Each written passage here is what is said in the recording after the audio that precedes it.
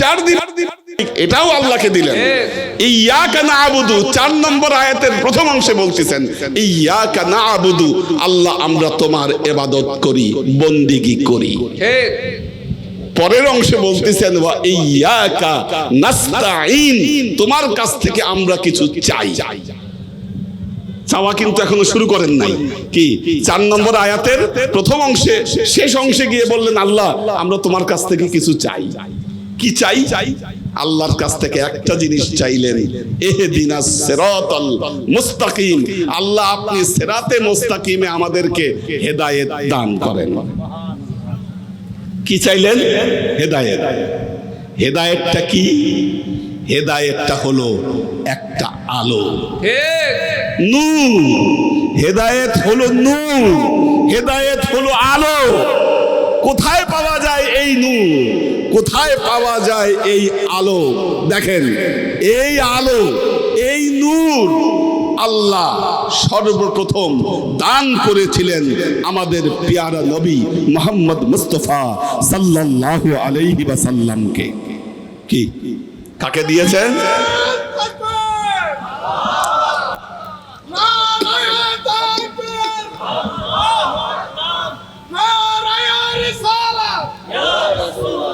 জি, তো কাকে দিয়েছিলেন? আমাদের পেয়ারা নবী মুহাম্মদ মুস্তাফা সাল্লাল্লাহু আলাইহি ওয়াসাল্লামকে।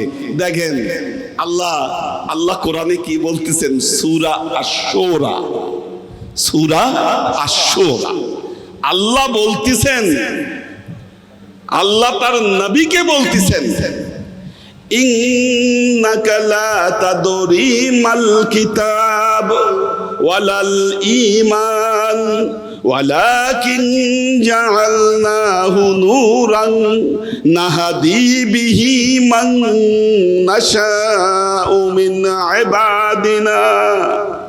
দেখেন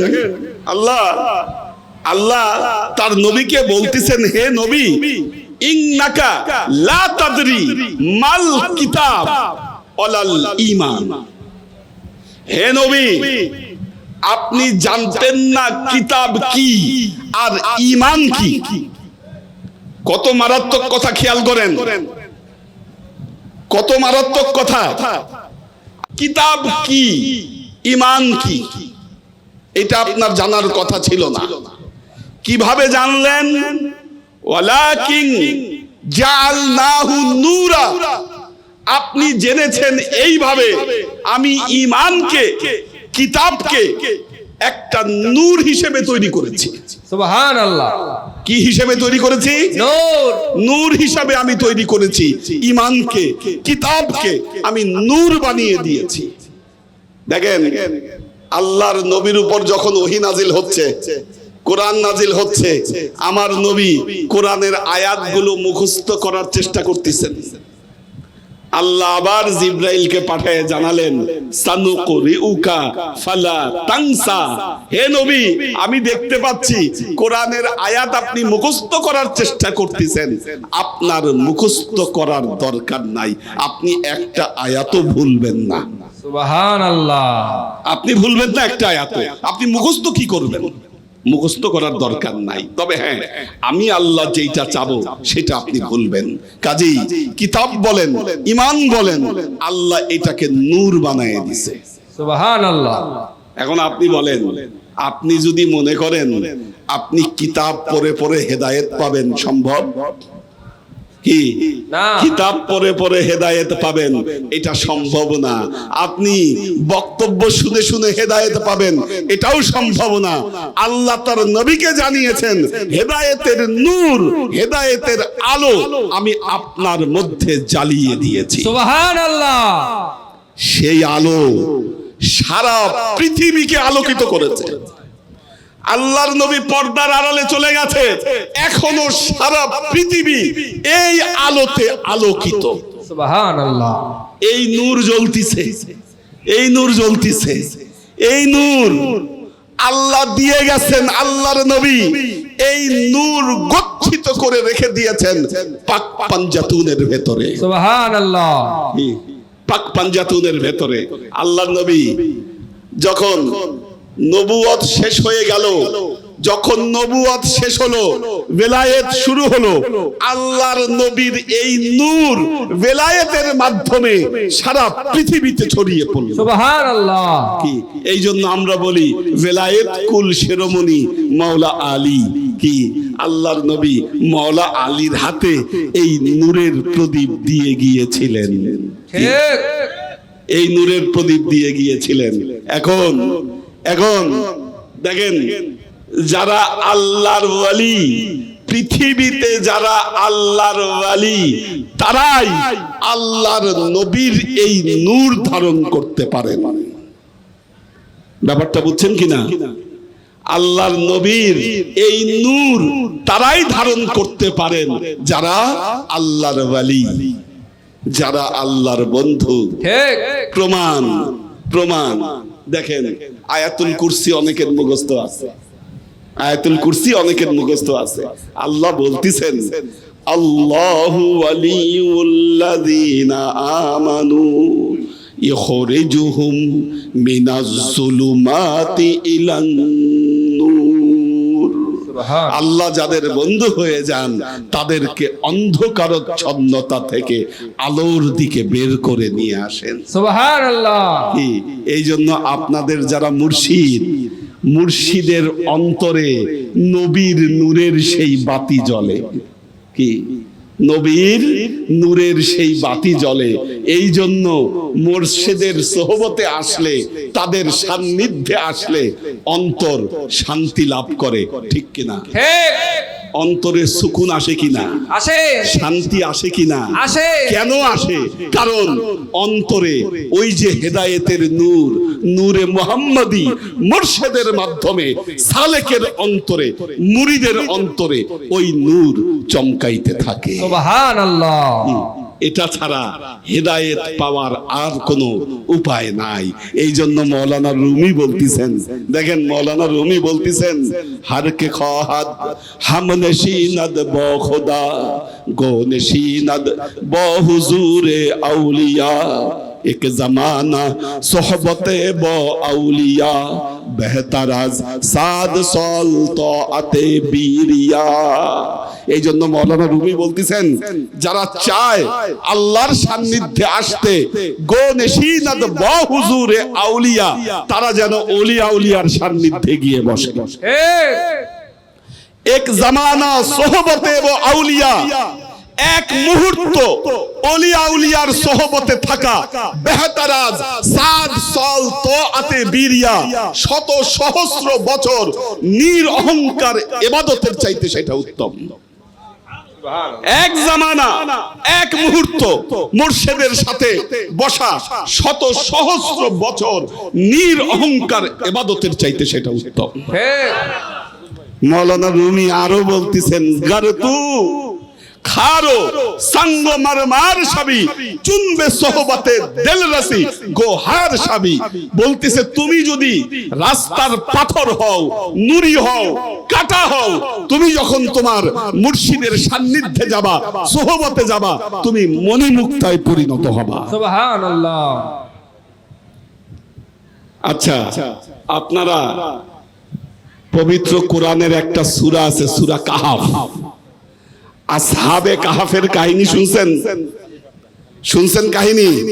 আচ্ছা, আসহাবে কাহাফের কাহিনীটা কি?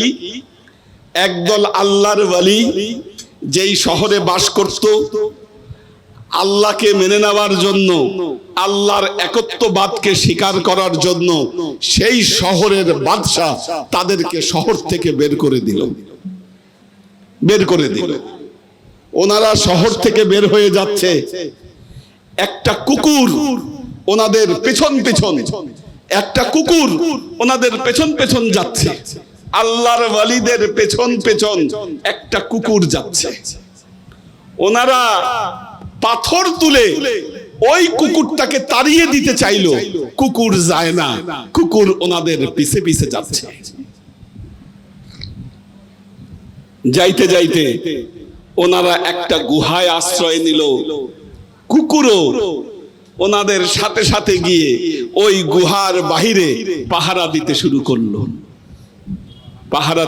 করলো। শত বছর কেটে গেল। ওনারা যখন ঘুম থেকে জেগে উঠলেন, দেখলেন কয়েক শত বছর ঘুমের মধ্যে চলে গেছে। সুবহানাল্লাহ।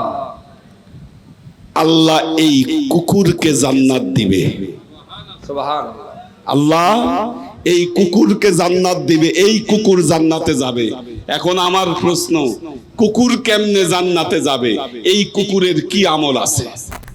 কয় রাকাত নামাজ পড়ছে এই কুকুর? ঠিক কয়বার তাসবিহ পড়ছে? ঠিক।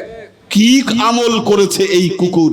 এই কুকুরের একটাই আমল ছিল, ওলি আউলিয়ার সোহবতে থাকা। সুবহানাল্লাহ। কি ওলি আউলিয়ার সোহবতে থাকার কারণে একটা কুকুরকে যদি আল্লাহ মুক্তি দিতে পারে, আমরা যারা আশরাফুল মখলুকাত, কি আমরা যারা আশরাফুল মখলুকাত, আমরা যদি ওলি আউলিয়ার সান্নিধ্যে থাকতে পারি, আশা করা যায় আল্লাহ আমাদেরকে মুক্তি দিবেন ইনশাআল্লাহ। ইনশাআল্লাহ। একটা জিনিস দেখেন, আপনারা লোকমান হেকিমের নাম শুনছেন? লোকমান হেকিম, লোকমান হেকিম এমন এক লোক, আল্লাহ তাকে নবুয়াত দিতে চেয়েছেন। লোকমান হেকিম বলেছে, আল্লাহ আমার নবুয়াত দরকার নাই, তুমি আমাকে হিকমত দাও, আমাকে জ্ঞান দাও, আমাকে এমন বুদ্ধি দাও আমি যেন মুক্তি পেতে পারি।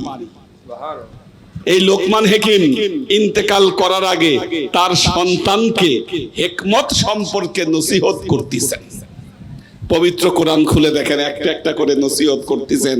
ইয়া বুনাইয়া লা তুশরিক বিল্লাহ, হে আমার সন্তানেরা আল্লাহর সাথে শিরক করো না, পিতামাতার সাথে ভালো ব্যবহার করো। এরকম বলতে বলতে লোকমান হেকিম বলতিছে, ওয়াত্তাবি সাবিলা মান আনাবা ইলাইয়া সুম্মা ইলাইয়া মারজিউকুম ফাউনাব্বিউকুম বিমা কুনতুম তা'মালুন।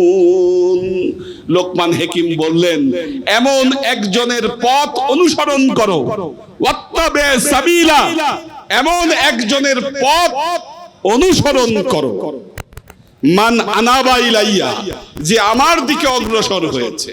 তাহলে কি হবে? সুম্মা ইলাইয়া মারজিউকুম, তোমরাও আমি আল্লাহর কাছে চলে আসবা, আর আমি আল্লাহ তোমাদের কর্মফল তোমাদের হাতে বুঝাইয়া দিব। সুবহানাল্লাহ।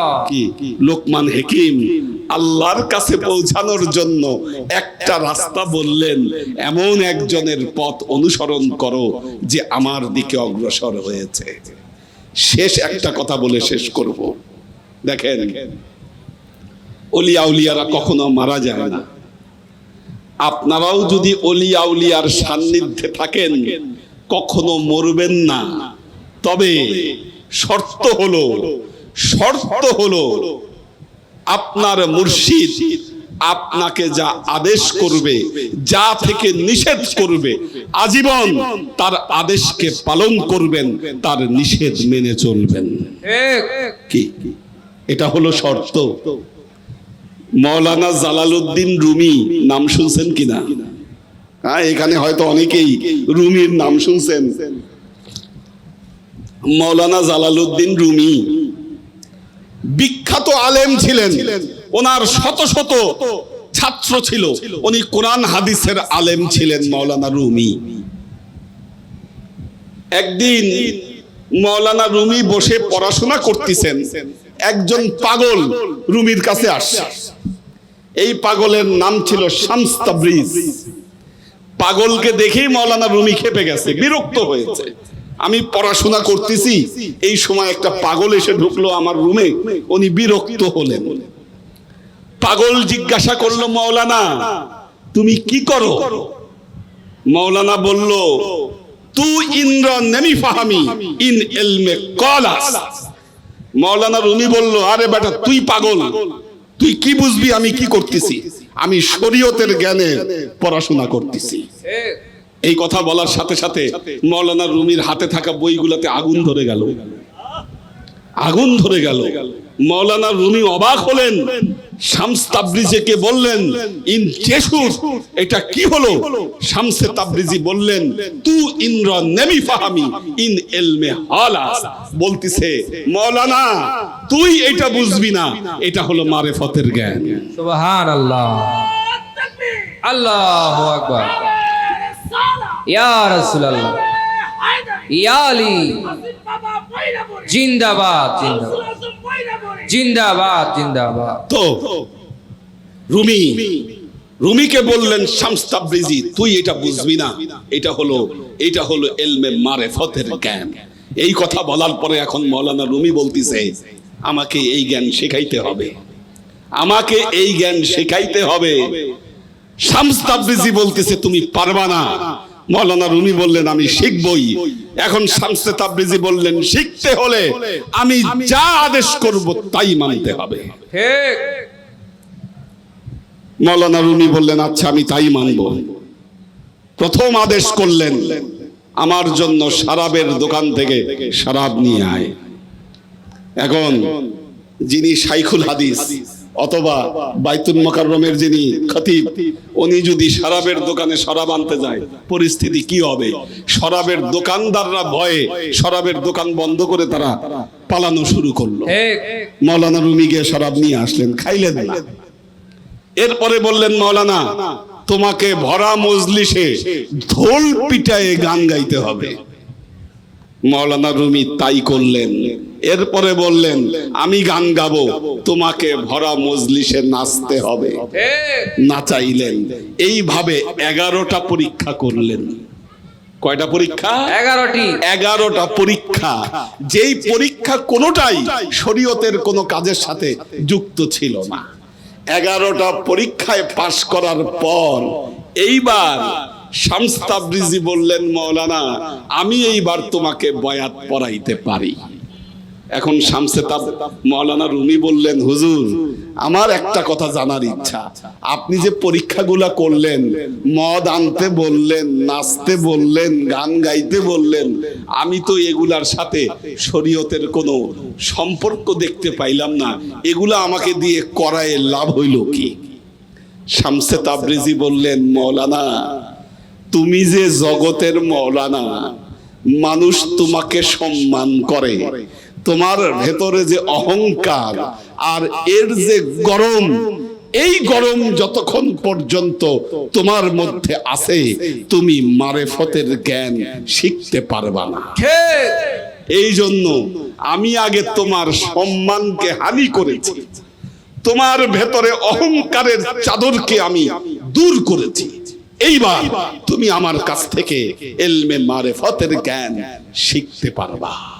কি এই মাওলানা রুমি শামস তাবরিজির সোহবতে আসার পর বললেন মরদে বুদাম জিন্দে শুদাম গরিয়ে বুদাম খান্দে শুদাম দৌলত ইশক আমদ দৌলত পায়ান্দে শুদাম।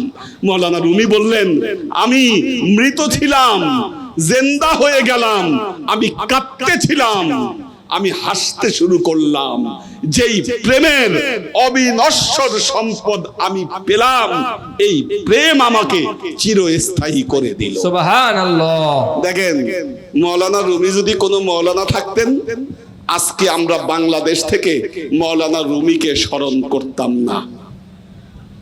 আজকে আমরা মাওলানা রুমিকে কেন স্মরণ করছি?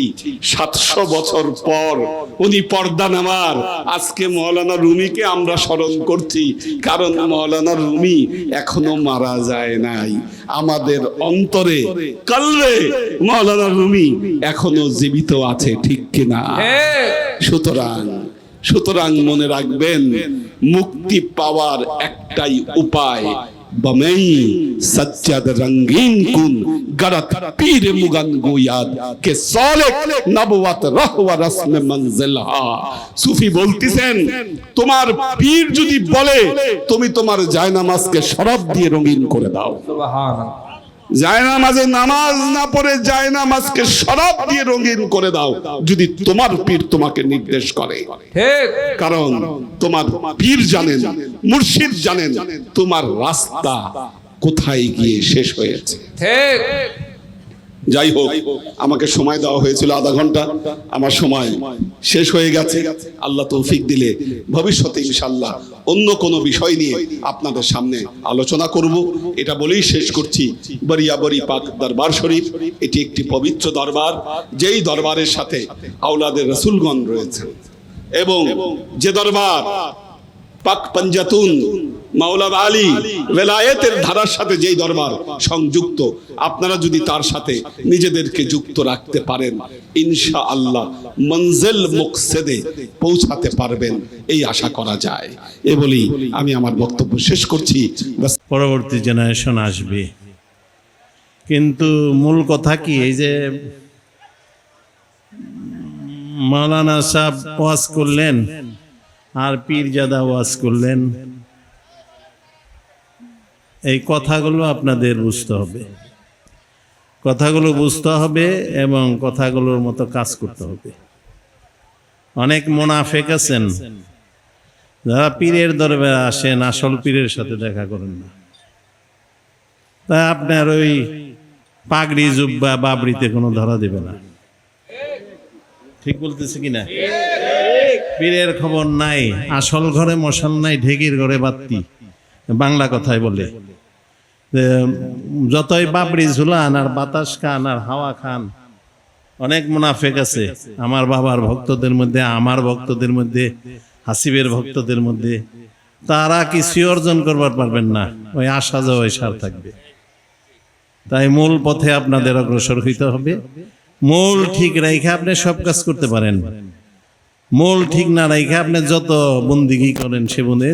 আলেম সাহেব বলেছেন যে পীর ভক্তকে পার করে নিব পীরে, ঠিকই, তবে পীরের সমস্ত কথা তার মানতে হবে।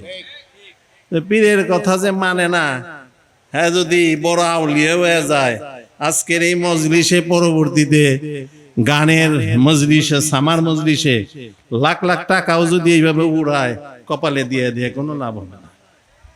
ঠিক আছে?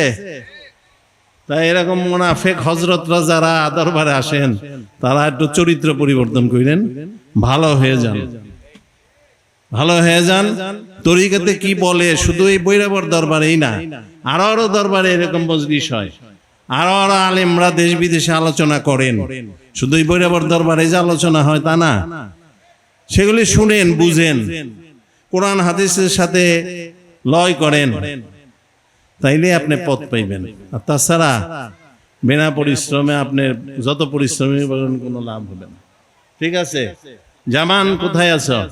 আমার হাসিবের ভক্ত, আমি তাকে সংক্ষিপ্ত আকারে, তুমি লম্বা না করে সংক্ষিপ্ত আকারে মোনাজাত শেষ করে দাও।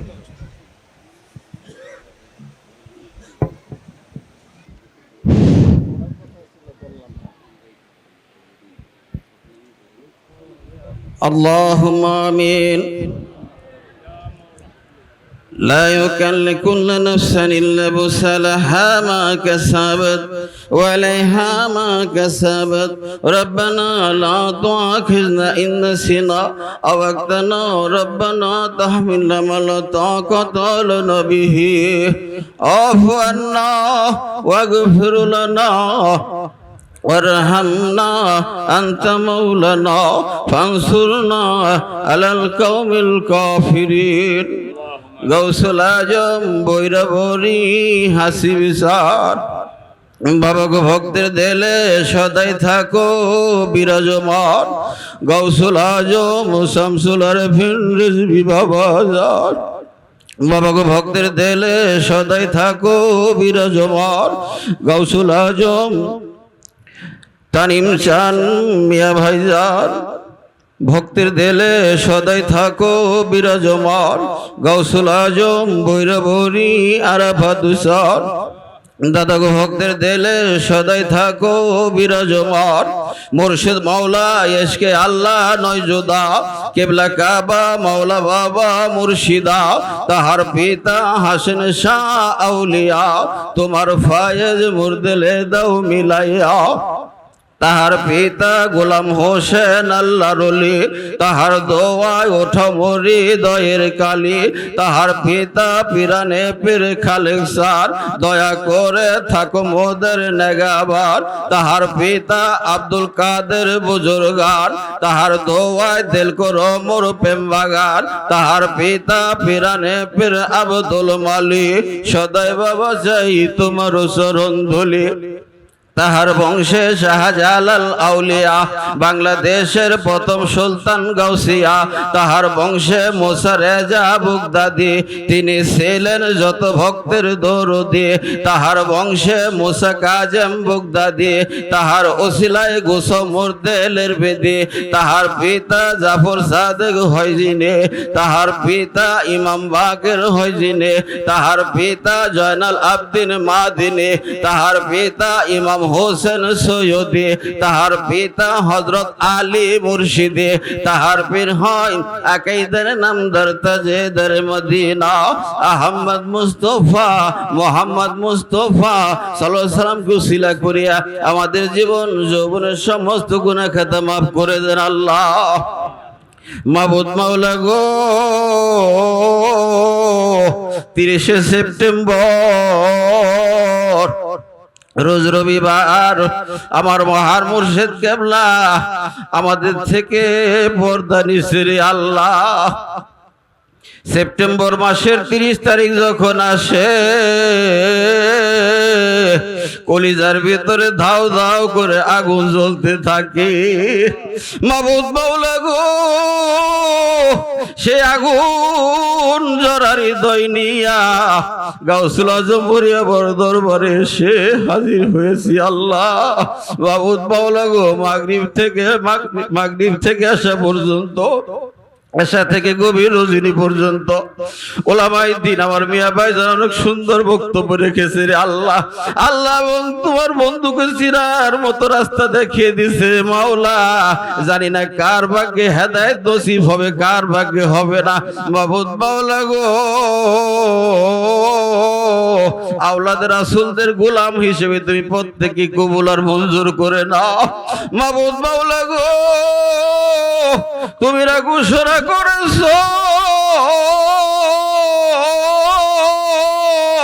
40 জন ব্যক্তি যদি এক জায়গার মধ্যে থাকে, তোর মধ্যে যদি তোমার একজন বন্ধু থেকে থাকে, সেই মজলিসের দোয়া কবুল হয়ে যায়। আর স্বয়ং আওলাদে রাসূল তোমার বন্ধুর ওয়ারিসুল আম্বিয়া আওলাদে রাসূলদেরকে সঙ্গে নিয়ে হাত উত্তোলন করেছি। আমরা ভক্তরা সকলেই পাপী রে আল্লাহ, আমাদের ভজন নাই, সাধন নাই।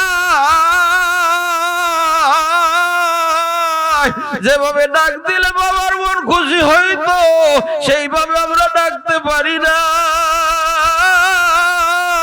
যেইভাবে ভজনা করলে বাবার মন খুশি হইতো, সেইভাবে আমরা ভজনা করতে পারি না।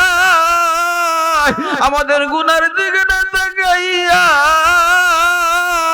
আওলাদে রাসূলের গোলাম হিসেবে তুমি কবুল আর মঞ্জুর করে নাও আল্লাহ। হাসিব বাবা গো, তাকিয়ে দেখো, চাতক যেমন মেঘের আসে অহনিশি চেয়ে থাকে,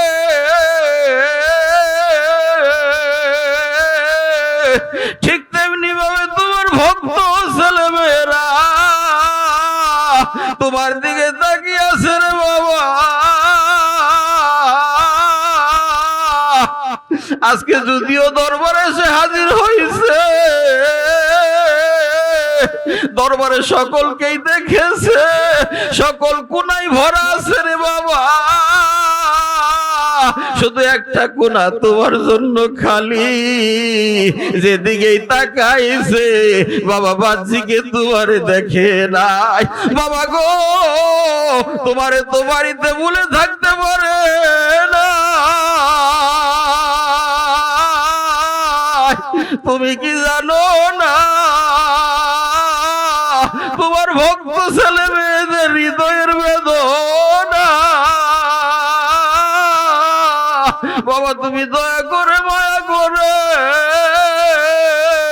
তোমার ভক্ত সন্তানদেরকে ক্ষমা করে দাও, যেভাবে যে ডাকে সেই ডাককে তুমি কবুল আর মঞ্জুর করে নাও বাবা গো।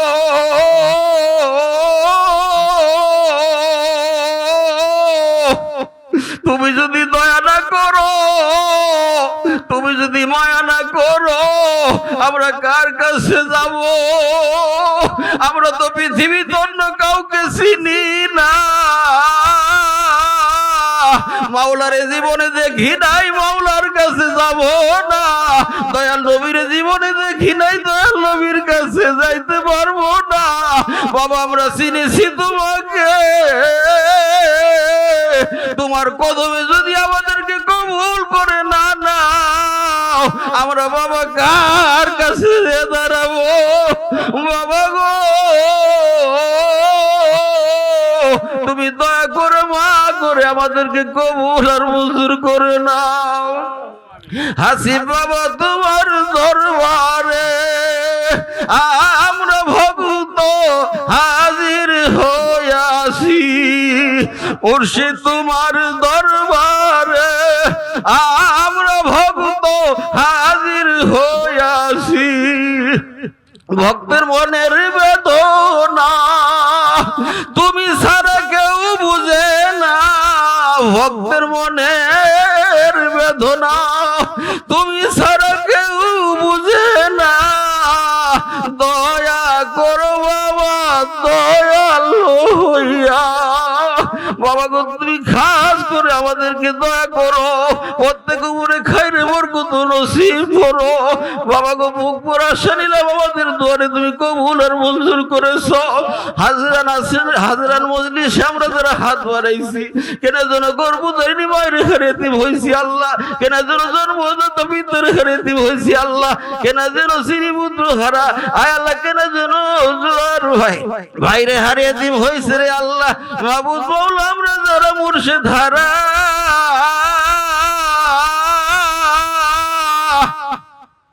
আমরা যারা মুর্শিদ ভালোবাসি,